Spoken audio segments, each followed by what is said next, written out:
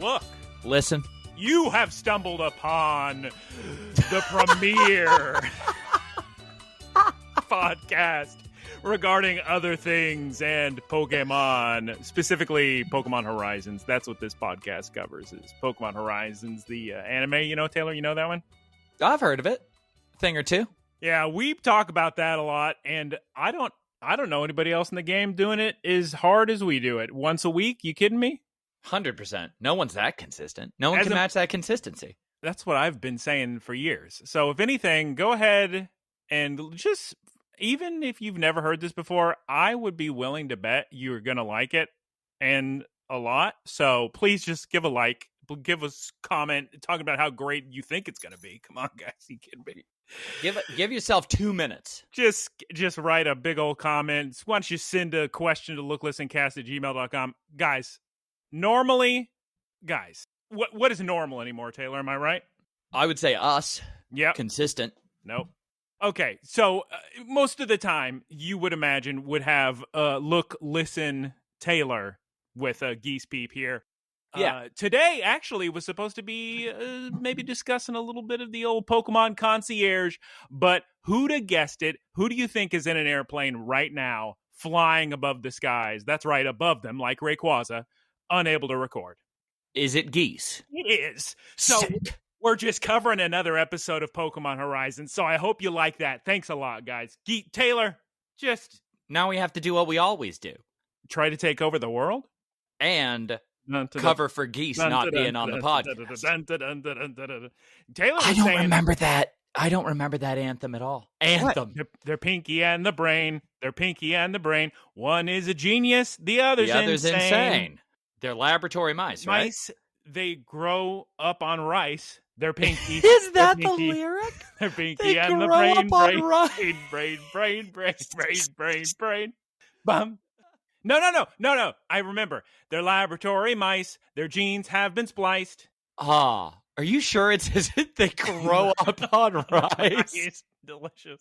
Taylor, it's time to move on to Geese the Week, what you've been peeping. This week, I peeped so many films. And it's funny that you tell me prior to this podcast beginning, you say, oh, I have all these stories about Turkey. I'll save it for when Geese is here. Do you know what Geese said last week to me prior to recording? Oh, I have all this stuff to talk about San Diego. I'll wait till Taylor's here. So I guess next week is going to be 4 hours of you two talking about your adventures. It'll be sick because we're both going to be talking a lot about the beach and covering Pokemon Concierge. Exactly. Well, actually, that works. Pokemon Concierge probably have fewer coroners. Shouts out to next week. You'll hear all about it. Well, actually, this is a family-friendly podcast. Grandmas, children, everybody can listen. So probably going to have to skip over that part. Taylor, this week, I watched a lot of films all in one day because Geese Peep and I have been so busy at so many different beaches. I had a backlog of film to watch. Oh, my God. And before I even talk about the movies, Taylor, I have to just complain a little bit. My stomach is grumbling out of, honestly, fury. Because I'm a big fan of trains, like the guys who dress up and play with. No. As a public transportation method, they're so cheap. We played the game. I know you like trains. Yeah, a train simulator. They're so cheap. They go everywhere. These day passes is what I would have said to you a few months ago until, as previously mentioned, every single week, Taylor, I try to take a train. It's delayed 6 hours, and all my plans are destroyed, and I'm spending hundreds of dollars on Ubers, and I'm about to lose it, honestly. I can't trust them anymore. Why are they being delayed? Well, it's a family-friendly podcast, but you put two and two together, no. Imagine all the free snacks and water we get. Okay, the films I watched, Taylor, let's begin with the first one. It is, of course, called The Toxic Avenger, Uncut. Now, my question to you is, Taylor, when I look up the release date for this movie, it says a few years ago. So is this just a re-release, but it's yes, it's unrated now? Is that the big deal? It's from, this studio. Gosh, I wish I could remember this. Troma? You talking about? I think they've done stuff like this before. Like, they have a really interesting backlog of films. I think maybe they might have done something with crowdfunding. Yeah, or they've done something. Sure, I mean, that's a 50-50 at this point. But that kind of movie I would bet for sure, because you're just going off the fans. So let me just preface by saying This movie I'm watching because I've never watched the old Toxic Avenger films, but I'm watching it to scratch that Puppet Master itch. You know, that indie kind of horror-ish kind of look at these goofy monsters. We're talking a real compact niche group of audience people who are really into this nerdy stuff. And yeah, I mean, it's like a what would you call it? A B tier. Oh slasher. Yeah, B movie, big time. Yeah. I had a fun time with it. It was amusing. I mean, it was better than Puppet Master 6, the clip show episode. That's but I remember Puppet Master 6 so well. Yeah. That's going to be like, I'm looking back on the films that I've watched in my life, and that is singular. Yeah, but the whole time I was watching Puppet Master, or Toxic Avenger Unrated, I was thinking back to Ghoulies 3, Ghoulies Go to College. So, girls, I think we need to watch some more Doll Man, is what I'm trying to say. Oh, God. They need to. I'll bet it's been long enough that they could get Helen Hunt back. Oh, easy. Wait, she was in Doll Man? In the first one, wasn't she? Oh, perfect. Sick. Good work, Helen Hunt. She did such a good job. Yeah, but listen, is Toxic Avenger unrated for everyone? No. But the first scene I saw, I thought, ooh, wow, is this like a Ninja Turtles 2 Secret of the Ooze, a bunch of crazy monsters? And the answer is not really, but there are a couple monsters, so that's fun. You'll have a fun time, maybe.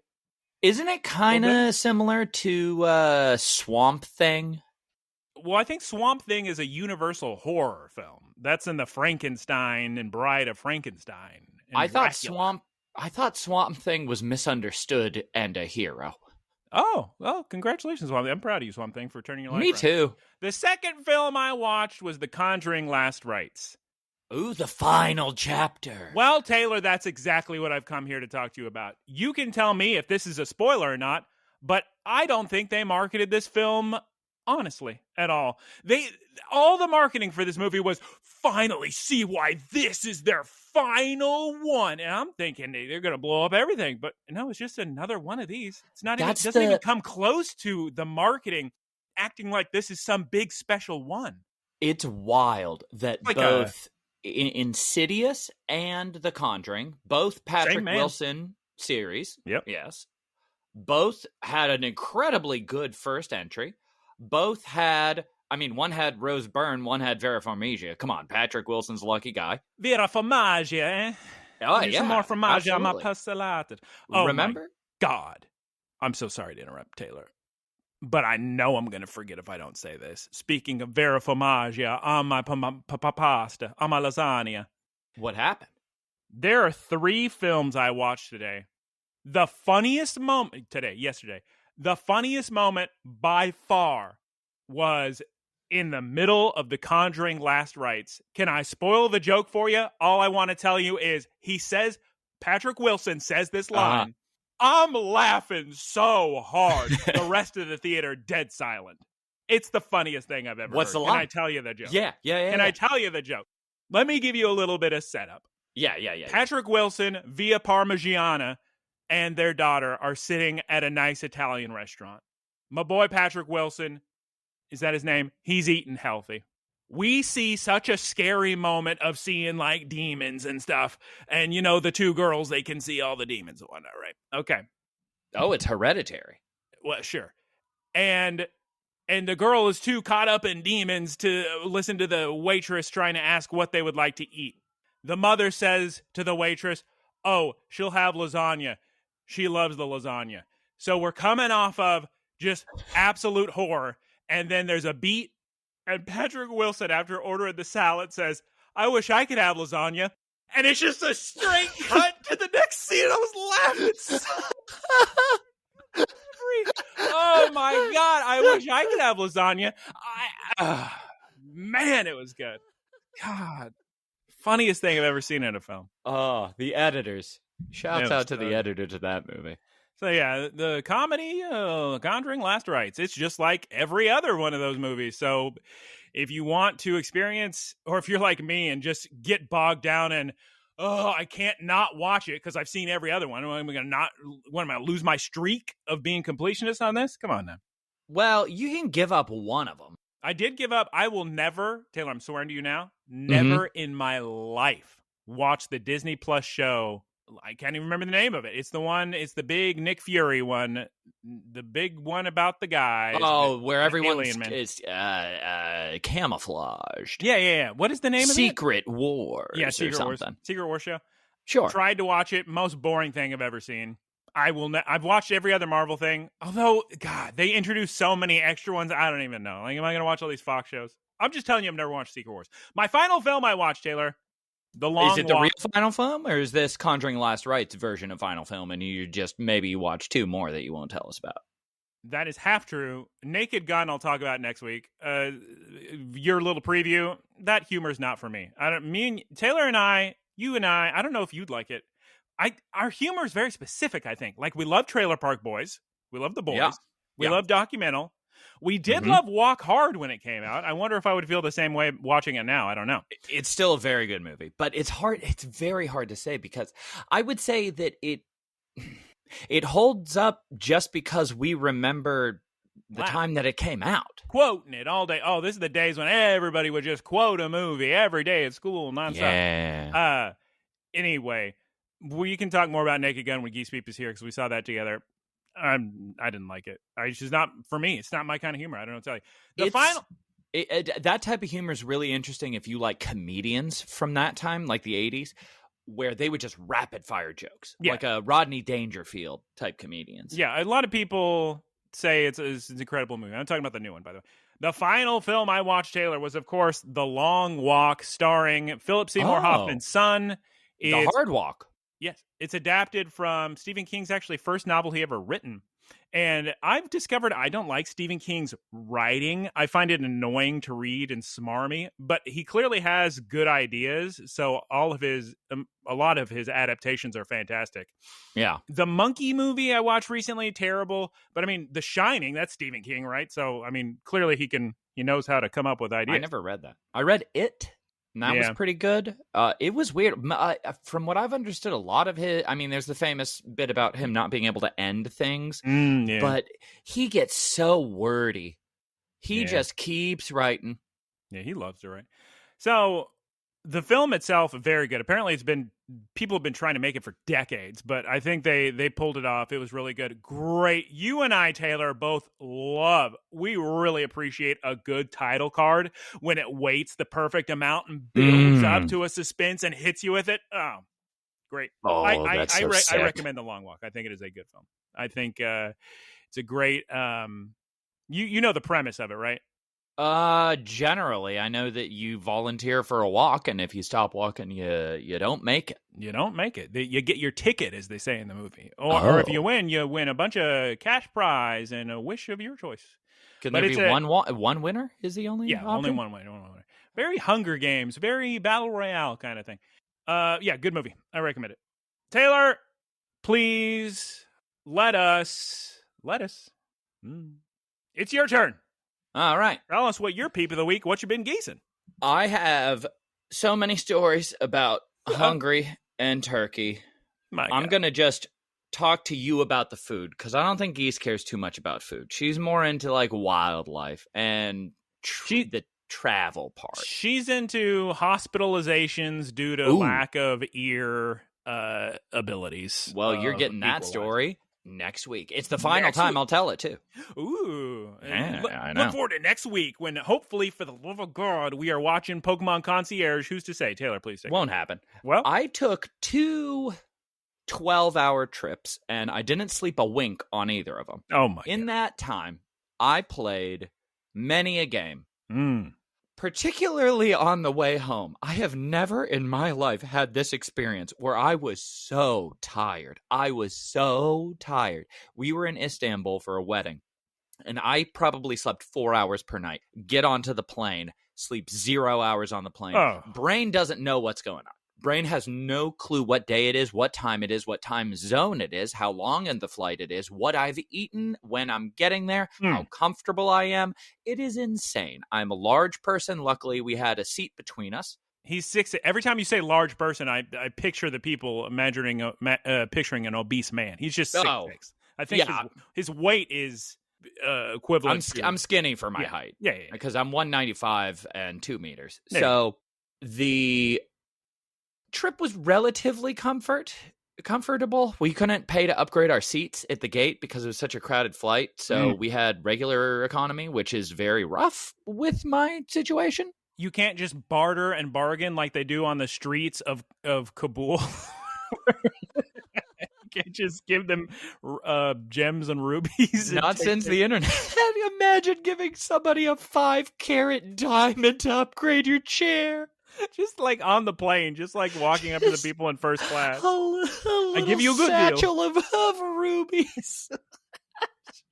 Finest emeralds, sir. That's what I picture going on in Turkey with the cats, Aladdin gems. There were so many cats this trip. Normally, it's just a bunch of dogs. This time, way more cats. So anyway, I'm on the way home. I finish Taylor's Anime Minute of the Week. Freiren is how they say pronunciation. It is stellar. It is such a good show. What a show. If you like RPGs, if you like JRPGs, it is incredible. It's very, very good. Unfortunately, the exact same thing happens every single time I travel. I download a ton of shows on my Netflix. 10 p.m. the night before the flight, I check and make sure all of my shows are still available to be watched online. Day of the flight, check it, 9 in the morning, 8 in the morning. None of the shows are available because they've all expired, and I can't renew them because I'm in a different country and it's not covered by that. Tale as old as time. It's so frustrating. I don't know what Netflix has such a flawed user interface for that, because you can't just refresh everything that you have, and you can't multi-select deleting or downloading. You have to refresh or renew every download individually. Very frustrating. Terrible. So I finished that show, and I'm sitting there and I'm thinking, there's no way I'm going to sleep. I'm not going to sleep on the way back. I got to reset my sleep schedule. I'm going to be able to do it. Reset my sleep schedule. Got to acclimate to daylight saving, or not daylight savings time. Oh, what's it called? Killing me. Daylight savings time. It's an hour you don't get back, is what they say. I play. It's like a tax return. Oh God. I finish Pokemon Violet. Finish the bit about Area Zero. Very great music. Oh my God, the music is so good. The fight against shouts out to you for not spoiling Penny's involvement in the plot, because that was sick. Finding out her role and everything. There's a fun little battle against her that has an incredibly good theme. Finish Area Zero, go back, there's a big ceremony, there's the credits, and then I get the worst news of my life, which is let's run it back. And I'm just sitting there and I'm thinking, I don't want to go to every gym. I just don't. I'll do some shiny hunting, I'll do some terror raids, but I'm good. And you're doing all of this on a Switch 1? Yeah. Switch 2, it runs at such a flawless 60 frames per second. Yeah. It pumps out so many more Pokemon because it has the processing power to. So you're LCD seeing a million more shinies. It doesn't LCD. matter. It doesn't matter, girls. It looks great on there. Hits me. Play it on your OLED television. That's an OLED. Yeah. But Switch I only play when I travel. Oh my God.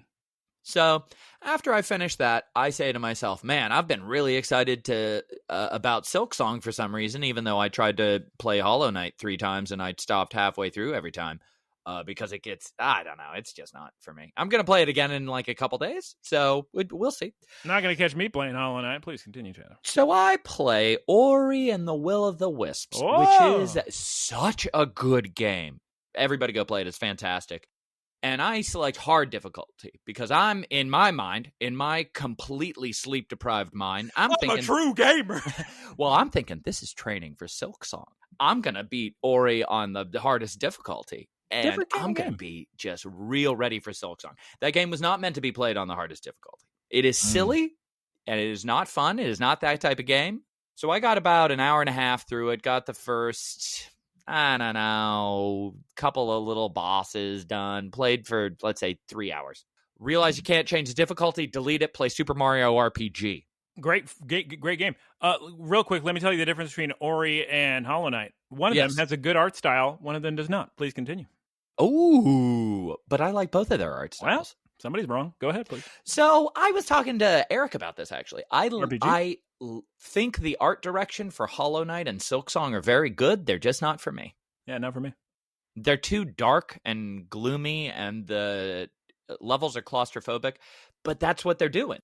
I feel the whole thing's underground. I feel so bad for a lot of developers because I bet they're putting out great video games that are a lot of fun to play, but I'm real quick these days to just see a trailer and go, no. That's easier. I don't like the look. It's like something off about it. Very few people can pull off a look. Nintendo's the best at it. Sony can do it when they want. Sony, they're not a million developers. I was thinking about that a lot playing Super Mario RPG because it had a similar transition in the remake that Demon Souls did for me, where I think it lost a lot of its personality. There was this kind of, I would almost call it like a muddy charm to it. Oh, yeah. Especially if you're playing on a CRT. But I still think I bought the remake, but I only played it for a very small amount of time. I think it does look good. But actually, that's my fear with Dragon Quest 3, or excuse me, Dragon Quest 7 Reimagined just got announced. Ooh, I'm not going to play that. Not that I can ever beat a Dragon Quest, but it does look great. And at the same time, I'm like, I think I'd prefer the PS1 look.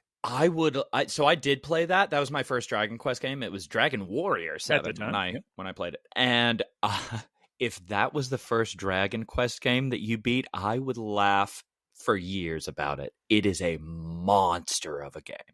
Yeah, it is so big. They're streamlining it, I think. Did you have more to say about Super Mario RPG?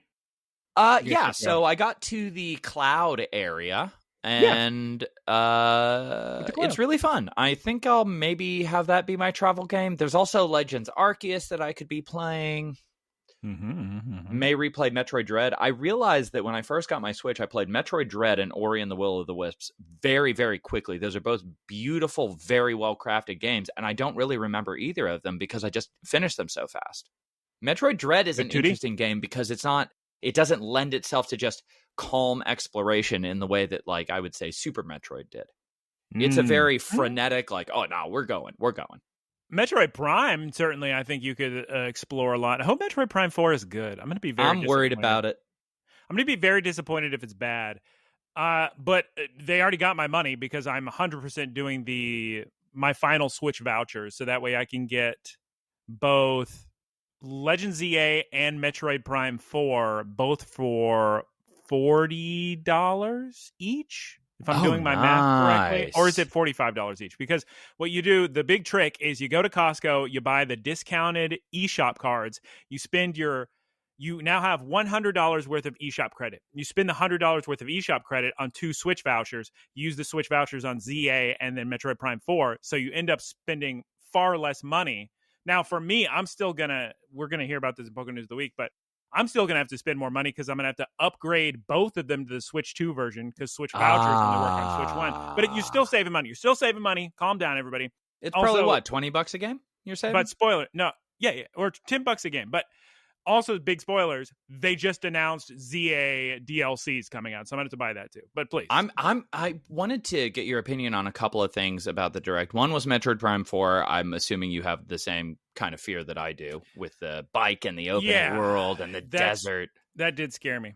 Those games are always so beautiful, and I can't believe they would turn it into that. I think that's just one area. We've seen plenty of parts of the games that just look like good Metroid Prime. But the thing is, I honestly adored Metroid Prime 1 when it came out.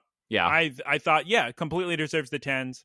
Yeah. Every time I've tried to replay it, like on Switch, I just feel like, why am I not feeling how I used to? And I know at the time, I didn't really like 2 or 3. 2 was way too hard, and 3 was just missing the soul. I love 2, didn't play 3. So 4, I don't know. I'm going to trust them, and I'm going to buy it, and I hope I enjoy it. I like the Metroid series too much. Metroid? Mm-hmm. Yeah, the Metroid series. The other thing I wanted to ask you about was I don't know if you're going to cover it in Poké-news of the week, but what was your reaction to the Legends ZA DLC announcement? A little bit annoyed. Pass. I was a little bit annoyed. I was shocked.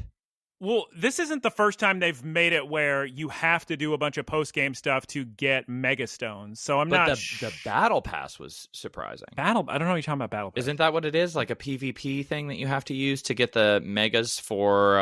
No, you just have to actually compete online to get the Mega Stones for the Fennekin. Yeah, for the Collision starters, the original ones. So it's not behind a paywall? Well, it's behind a paywall because it has to be online. So you have to have Switch Online. But you don't have to worry about that because you and Geese Peep are on my Switch family plan. Oh, sick. So my Nintendo nephews and my whole Grandmas. Nintendo brood, they're all taken care of. The money's no object over here. Taylor, are we prepared for Poké News of the week? You know what? I think we are prepared for Poké News.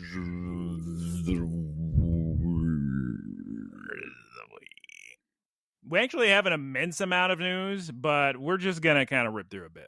Huge news, by the way, and this means the generation's almost over, Taylor. Finally, Shiny Koraidon and Shiny Miraidon are going to be distributed in Japan from September 26th at various stores. It'll be at GameStop over here.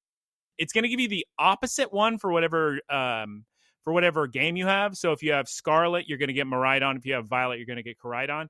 Oh. And my guess is the store's not going to let you have two, even when you own both versions like me. So be prepared to go to multiple GameStops to get both your shinies, which you'll need.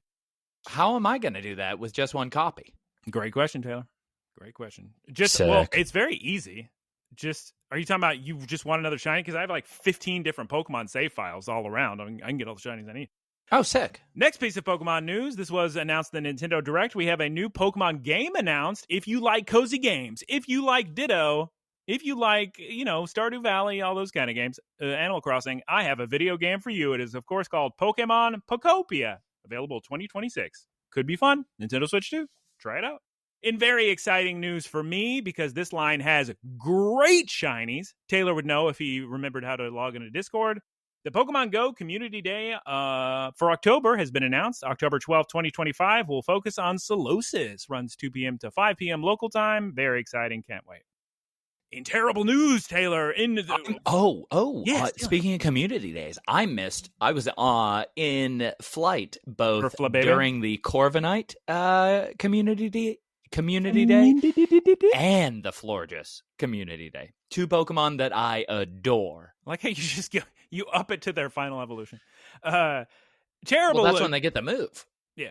Concerning news, the registration the registration for Pokemon XP / Pokemon World Championships 2026 has been delayed. New registration date currently unknown. Thank you so much, Sarah B, for all the news. And the final Pokemon news here is, of course, what we mentioned earlier. There's DLC coming for ZA called Mega Dimension.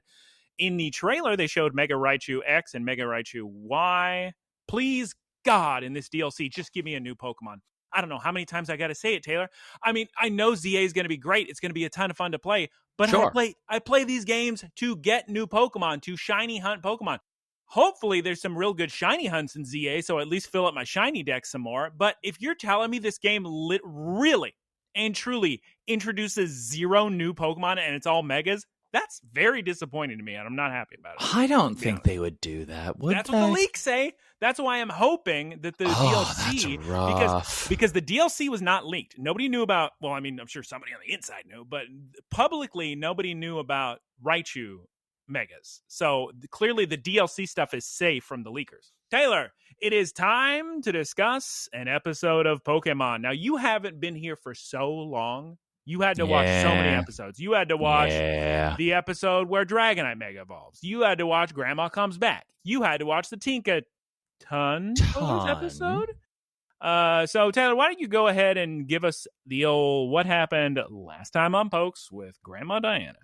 Previously on Pokemon. Grandma came back and left after about an hour. Yeah, she left that night. That was crazy. Taylor, can you please tell us the name of this week's episode 109 of the Pokemon Horizons anime Mega Voltage in English? Ego. How Tinkatuff makes the ultimate hammer, or learning how to make the strongest hammer. Or in Japanese, Naka-nu-chan, 最強ハマーの作り方。Naka-nu-chan, 最強ハマーの作り方. Taylor, please give us a Geese Peep one-sentence synopsis for this episode, please. All I'm going to say is it's a ton of fun. I can't believe I forgot to talk more about Freiren. What a good show. Gonna have to tell Geese Peep next week. Sorry. Yeah, I could go on about that. I may rewatch it. Yeah.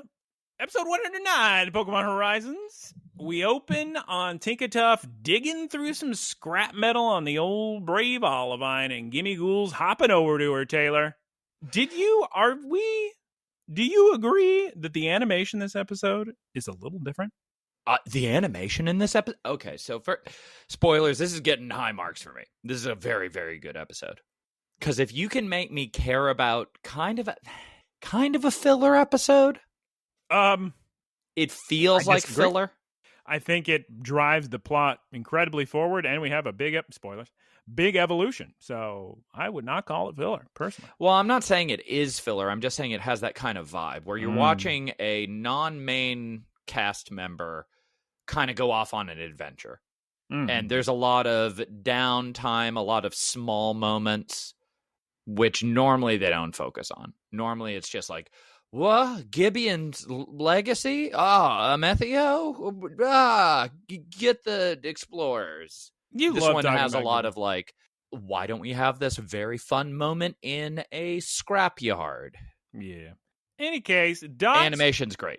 Yes. Sorry, I forgot to answer your question. Of course. Dot's trying to stop Gimmighoul from interrupting Tinkatuff, but instead, Gimmighoul hypnotizes them all like he always does, and we get a theme song. We're back from the theme song. Very short cold open. Are we at a concert? What's going on here, Taylor? There's Sidian, there's Coral, and they're up on stage. What's going on? I thought it was Ayano, the way she was introducing herself, but then everybody loved that it was cute little Sango. Yeah, adorable little Sango-chan. I think they're maybe just talking about how sick Lockweem spheres are, how sick these strong spheres are. And of course, Taylor, you could have asked me before watching this episode. I told you exactly who'd be in the crowd. Of course, it's a Bonsly. The easiest Pokemon to draw of all time, Bonsly, is in the crowd, as well as an Espeon, a Flamigo, an Electrode, Scyther, Slowpoke.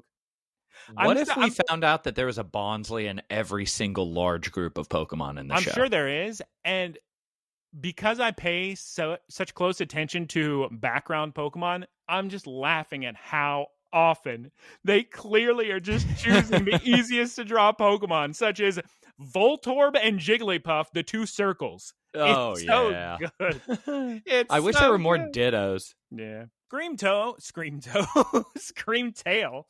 is up on the stage putting on a show with Glalie.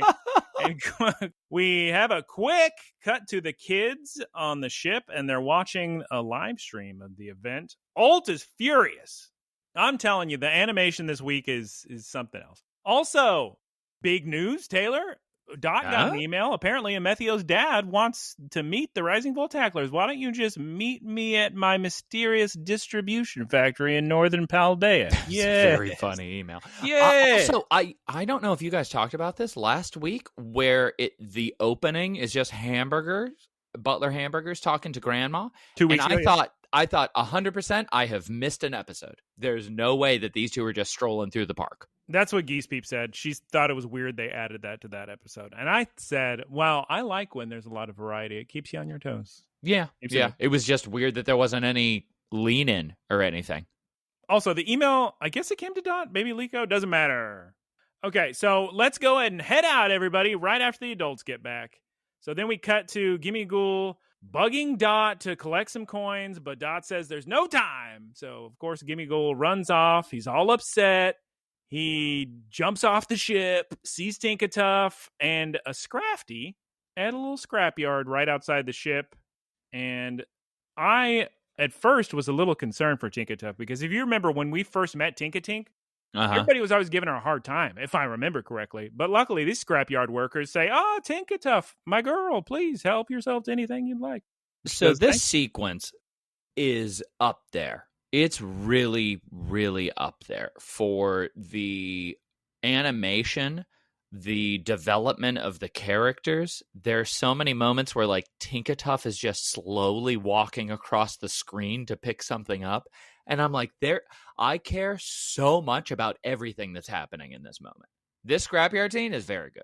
Yeah, and Gimmighoul hops down there, finds a coin, drops a coin, eventually has a little interaction with Scrafty, and it appears Scrafty tries to rob baby Gimmighoul, tries to shake him down for his coins. I could not understand that interaction because I thought, Scrafty is going to be an outstanding citizen and give Gimmighoul back its evolution requirement. But, nah, he's a dark type. He can put that hood over his head and be a hoodlum.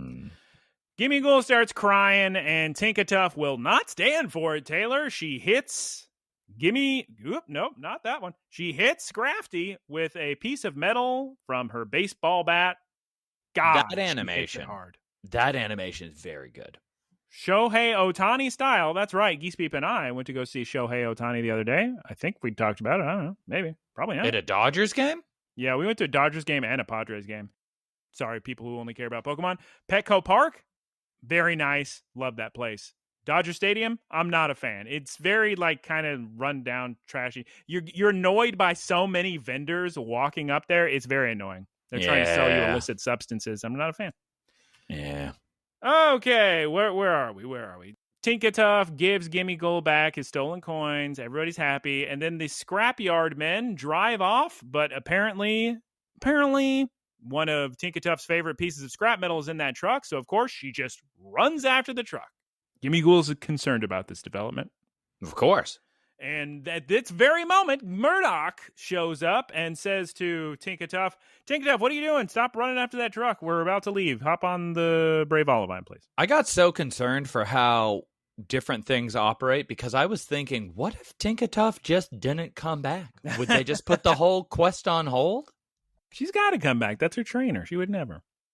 Yeah, but what do you do if your Pokemon runs away? Great question, Taylor. I don't know. We got to ask him. We now cut to Sidian in his civvies, and he's walking through town. We see a Psyduck and a very pointy-eared Jigglypuff. I feel like that was an animation mistake. That Jigglypuff should not have razor-sharp ears. We hear his inner monologue, which is rare. What is not a Liko episode? I don't think that's happened before. No, we're just hearing him talking his head about how much he loves Udon and solo traveling and walking around by himself. And I don't know why he didn't say this out loud. What, to himself? He'd look like an insane person. People do that constantly in this show. No, not even once. He's too cool. I'm sure English version will cut this out. They're probably just going to do goofball kindergarten Miss Rachel music instead of him talking about how much he loves Udon.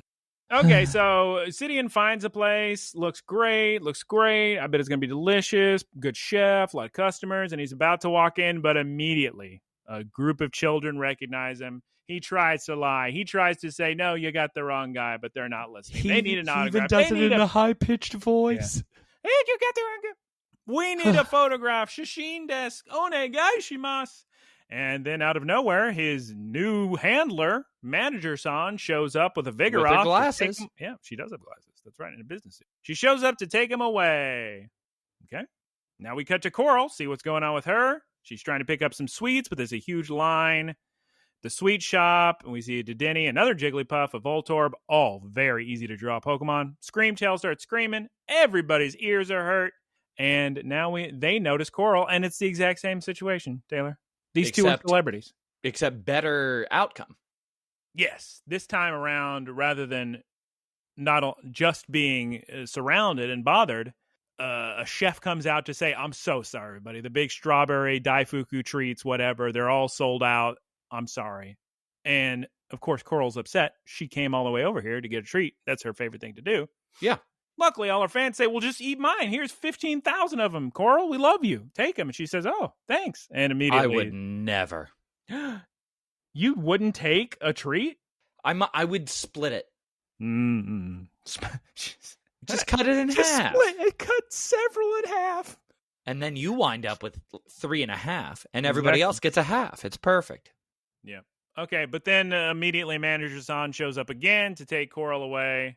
And we're heading to a Corviknight taxi. And Coral says, I am not a fan of this PR stuff, Miss Manager. I don't think either of them are. That's how it goes, though. Yeah, you're too big and popular now. Sorry, guys. So, I almost said the Puerto Rican lady. The PR lady gives the taxi driver an address in Paldea. And my first thought is what the taxi driver immediately says is, what do you mean an address in Paldea? You want me to fly my Corviknight to the most dangerous area in the world for a Corviknight where its natural predator, Tinkatuff, are out there throwing hammers? Now, in regards to that, do you remember years ago or months ago, I can't remember, me saying Tinkatuff makes its hammer out of Corviknights? And you said no. I would never say no. Tinkatuff is the natural enemy of Corviknight, but it just uses scrap metal or something. Well, funny you asked this, Taylor. This, I don't know if you noticed, big spoilers. This episode actually introduces a new color of Tinkatuff hammer. It's probably what I'm going to name the episode because that sounds kind of interesting. But if you look at actual, like, video game Tinkatuff's hammer, it looks different than this anime exclusive hammer. So yeah, maybe that has something to do with it. And spoilers, maybe the hammer is used backwards for some reason. I noticed that too. Maybe it does more damage from back there. Who's to say? Bothered me quite a bit. Well, it's fine. So, of course, taxi driver's going to say no, but then he quickly realizes, oh my God, is that little Coral-chan? Little sweet, adorable Songo-chan? Yes, of course, I'll deliver anything for her. I'm in love with this young woman. So he agrees. And Manager San just throws the explorers in the taxi, and Corviknight taxi flies away. And Corviknight taxi makes me so anxious, Taylor, because that little thing is being held on by just a couple little bird talons. It'd be so easy to drop. But they work. So scary. Mostly. It's time for a commercial break, Taylor. We're back from the commercial break. And we come back to the saddest piano music in the world, as Tinkatuff just sulks back into Dot's room with Gimmighoul, and she hides in the Nido-Thing costume. She's so sad she didn't get the scrap metal she wanted. No. Well, it's time to head off. Let's go. We're flying in the sky. Tinkatuff walks outside. Oh my God, it's the little truck from before. That's it. I'm jumping off the ship right into the truck. God, Tinkatuff. I don't know if this is a great idea. Definitely not, because I'm looking at the forest, and Tinkatuff's just going to be gone. Yeah, never going to find her again. There's nothing you can do about that. But it's all worth it for Tinkatuff, because the one piece she needs for her hammer is right here. Oh my God. One Piece is a great anime. Well, it's very long. Yes. Yes.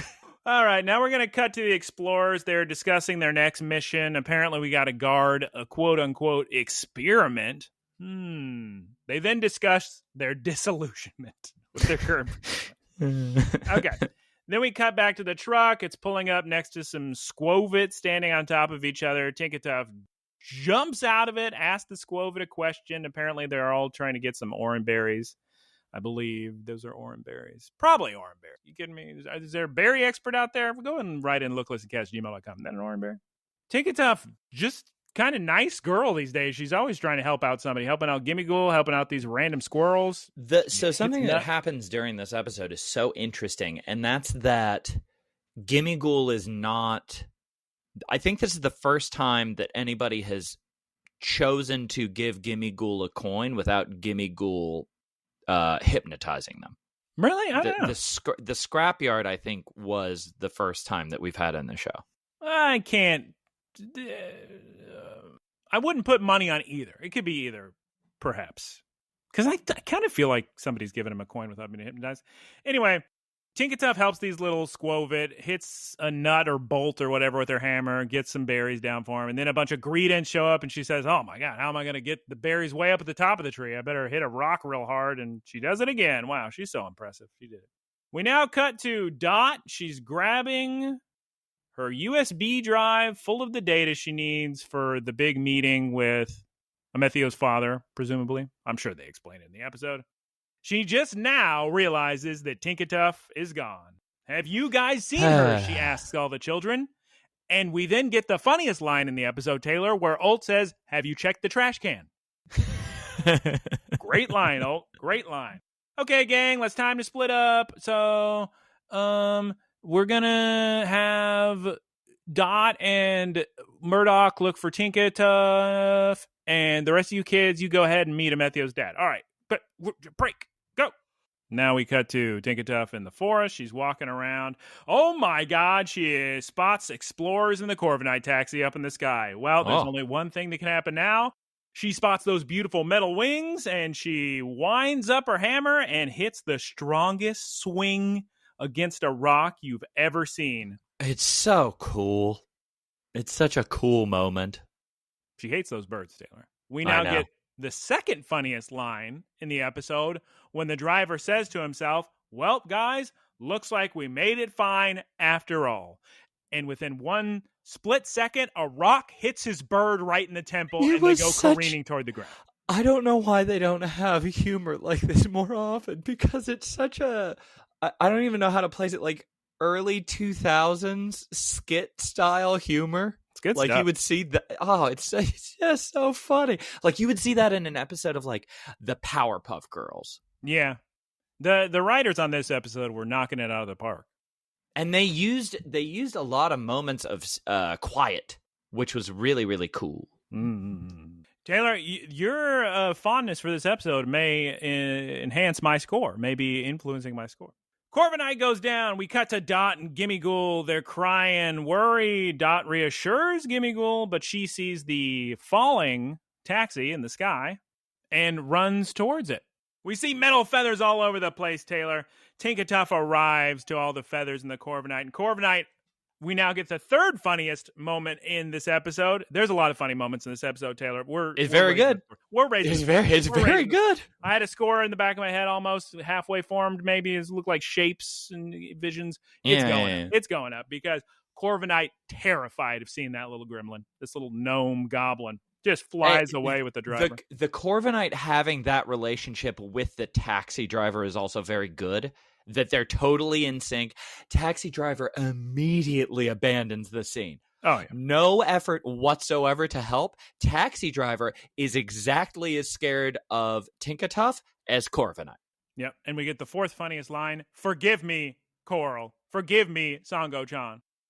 So the door falls off the taxi, amusingly.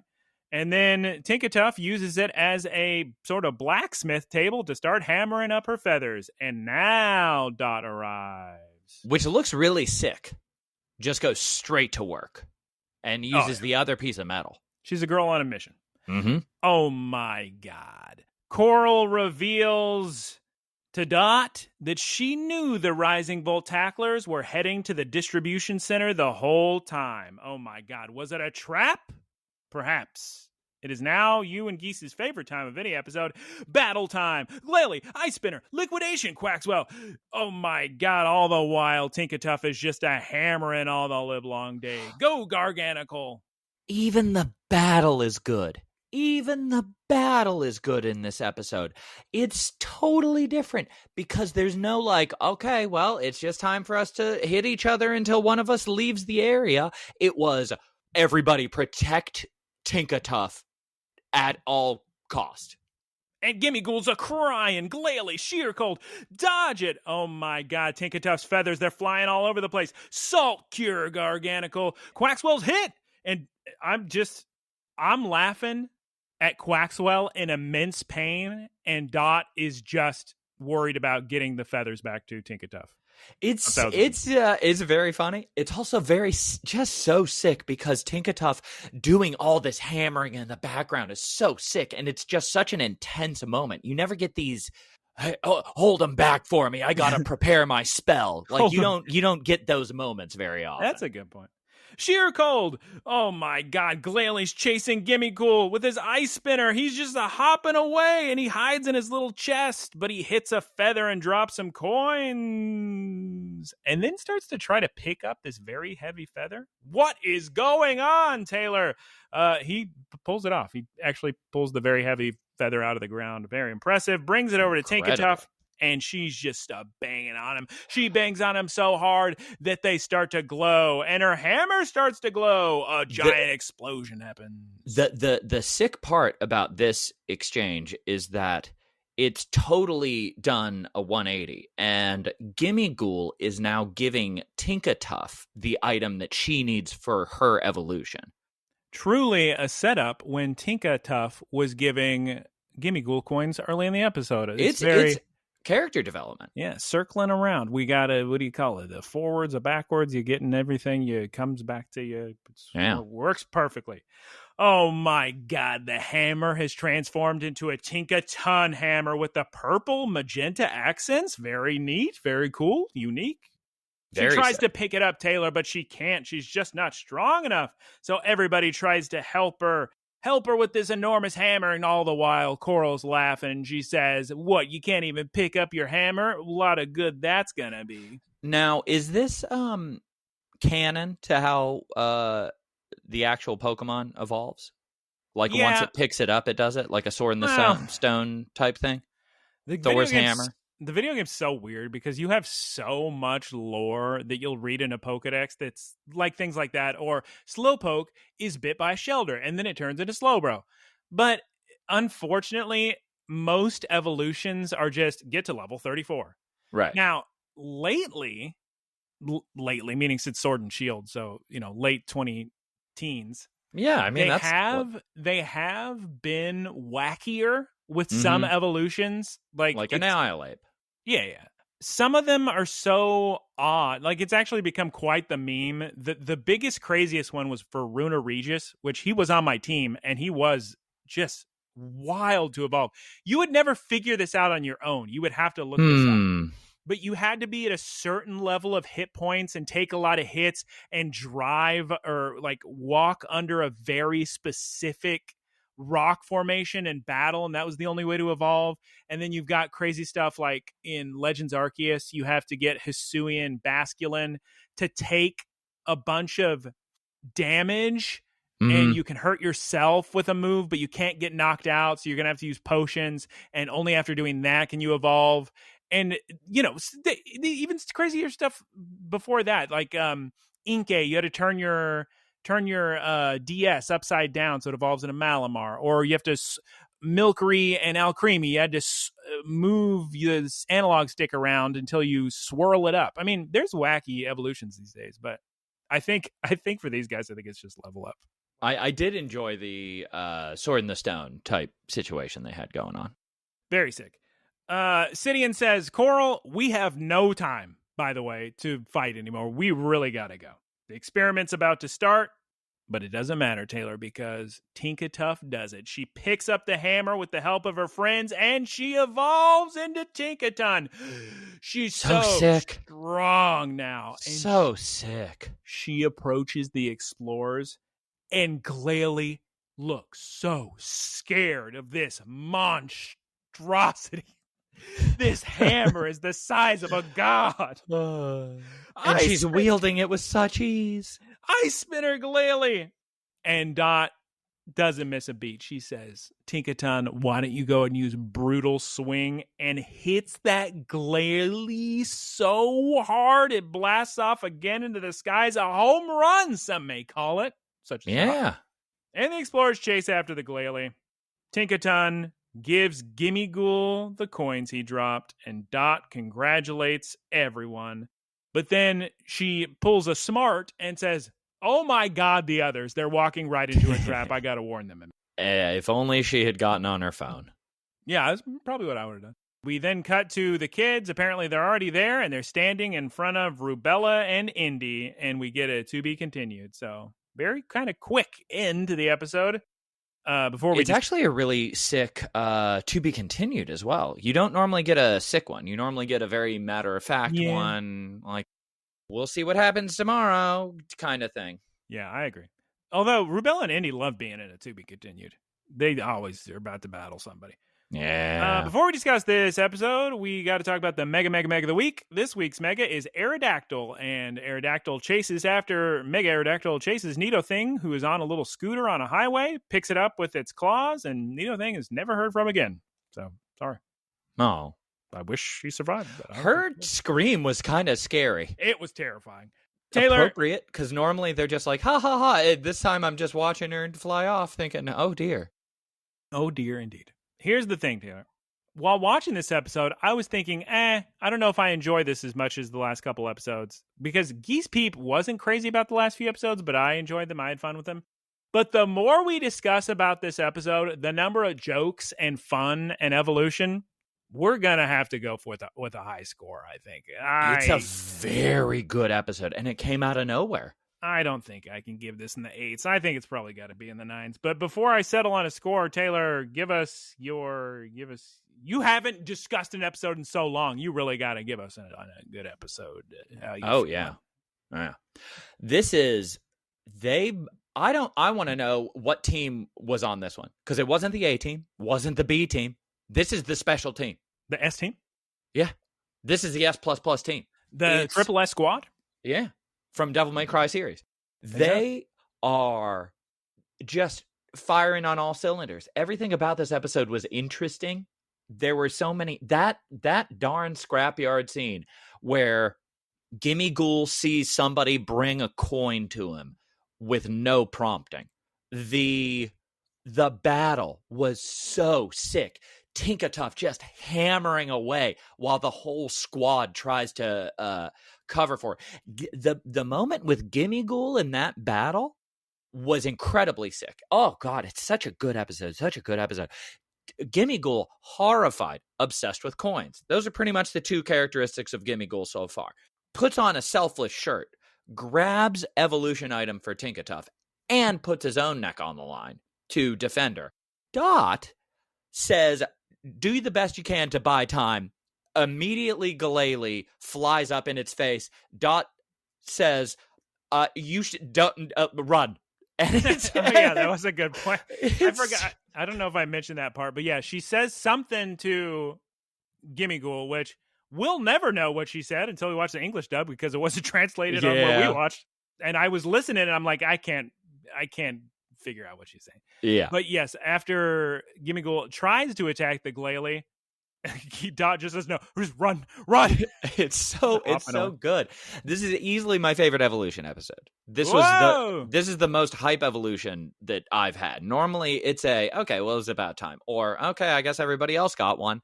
This one was very deserved. The entire episode was built up to it, and it happened under the sickest circumstances possible. Unfortunately for every other episode, if you do the math here, if we chart it out, if I get a whiteboard and start writing stuff, this episode has everything I need. You got the jokes. You got the laughs. You got, have you checked the trash can? We have cute moments with baby Gimme Ghoul crying. We've got delicious food, udon, strawberry treats. I mean, God, we're probably in a 9.5 situation here, I'm thinking. Which I wasn't going to give it that. They didn't overdo it with dialogue. They let these quiet moments that I can't remember at what point in the episode it happened, but I was watching Tinkatuff slowly walk across the screen to either pick up scrap or something. And they have it takes like 10 or 15 seconds for it to happen. And they animated the entire thing. And I was just thinking, this is what we need.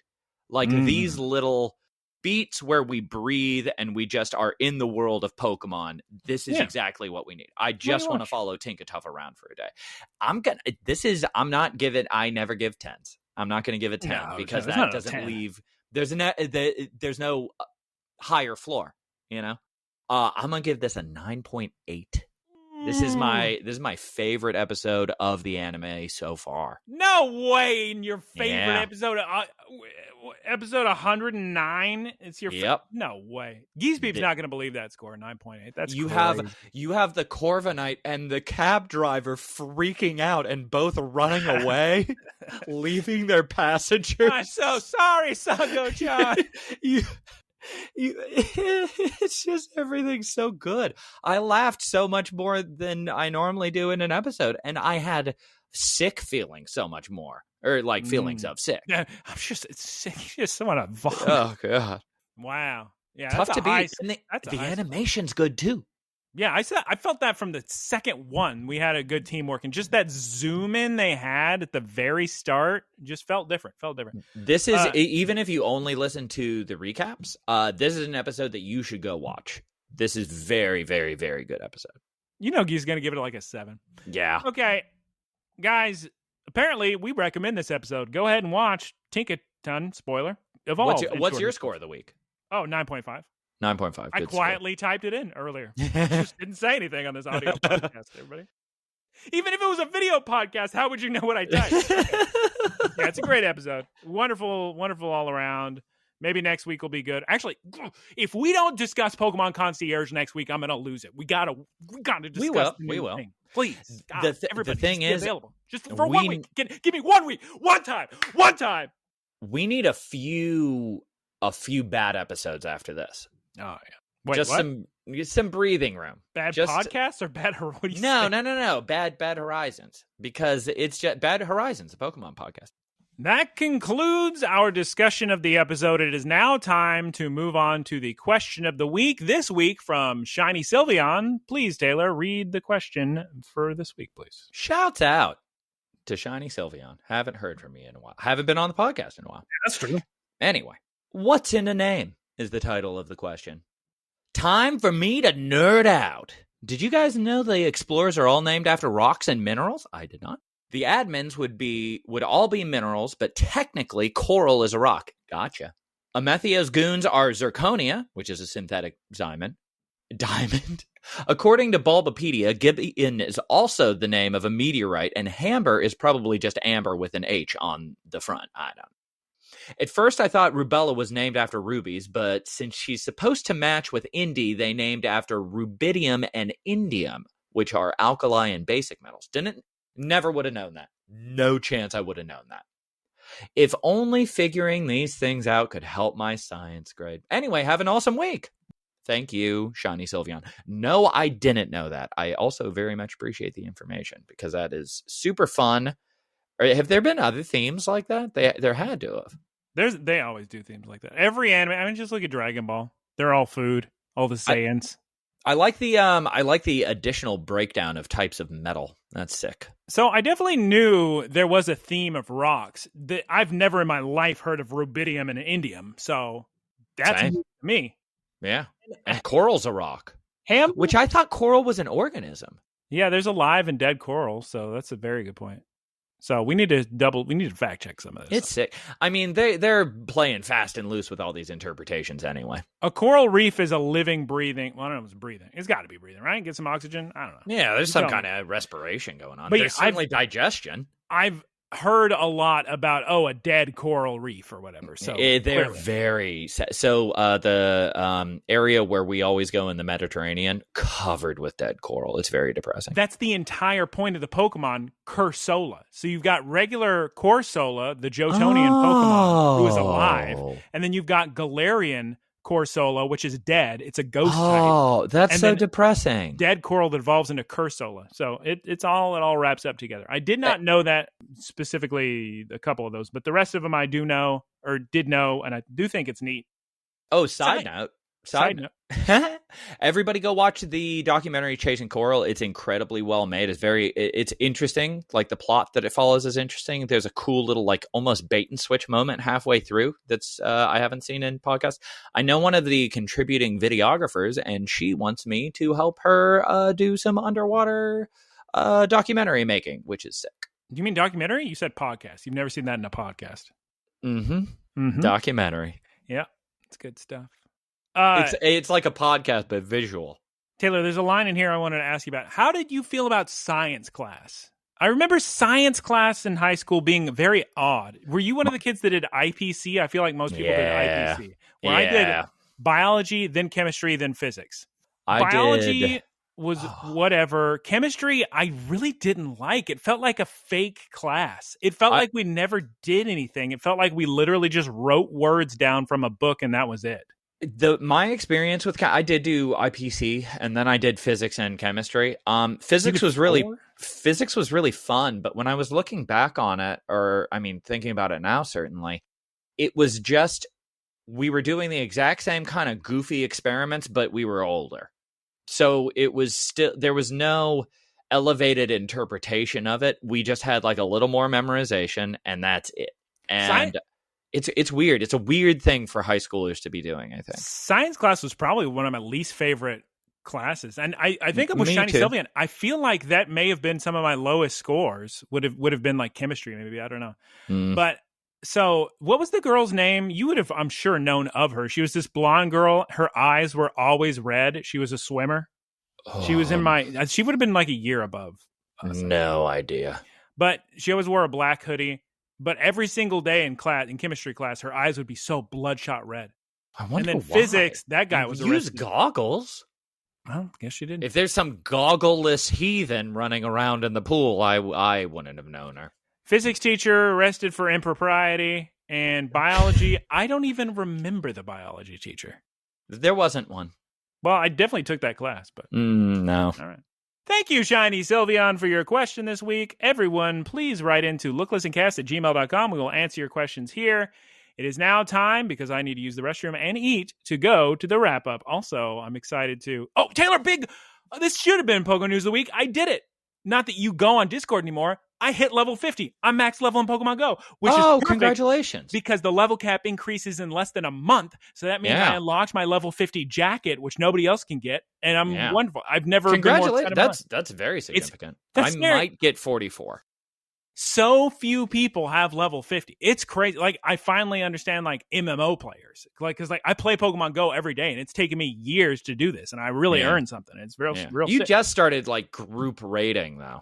That was, like, December of last year. I looked it up, because I was talking with the Royal Raiders. I was trying to figure out when... But yeah, that really adds up when you actually do intended big city gameplay. Because I was never doing that before. I was just...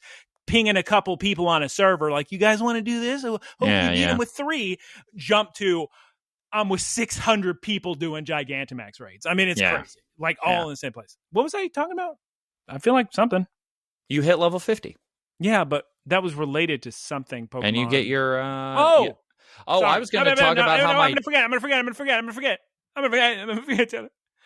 6 p.m. today, I need to grab a couple Gothita for the spotlight hours. Gothita.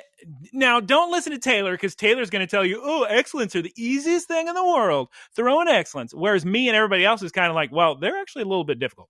Depends on the Pokemon. But that's what I'm saying, Taylor. Today, Gothita is by far probably top 2 or top 3 easiest Pokemon to hit excellence on, because she walks so close to the camera that it's just, you go blink, blink, and you guaranteed excellence. It's so easy. That's how Inkay is as well.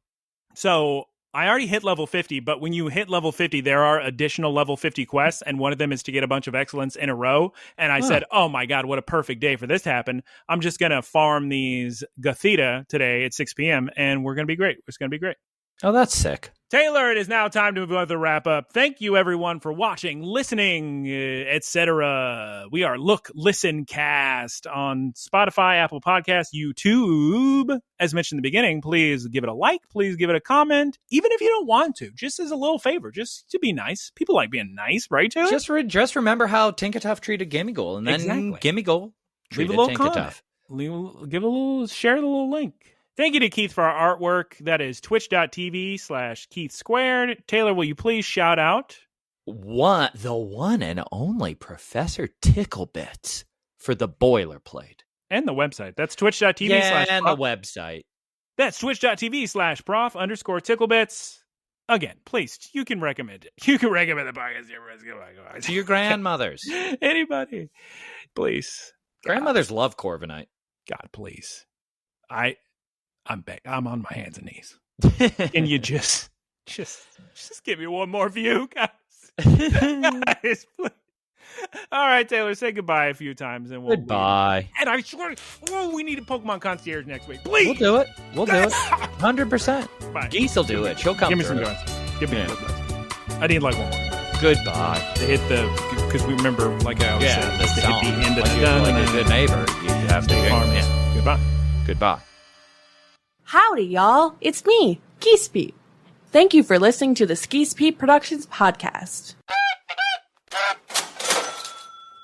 Geese Peep Enterprises, doing business as Peep Industries, together with its subsidiaries, is a diversified worldwide entertainment company with operations in media networks, talent management, parks and resorts, multimedia entertainment, and consumer products and interactive media. Geese Peep Enterprises is a Dow 30 company.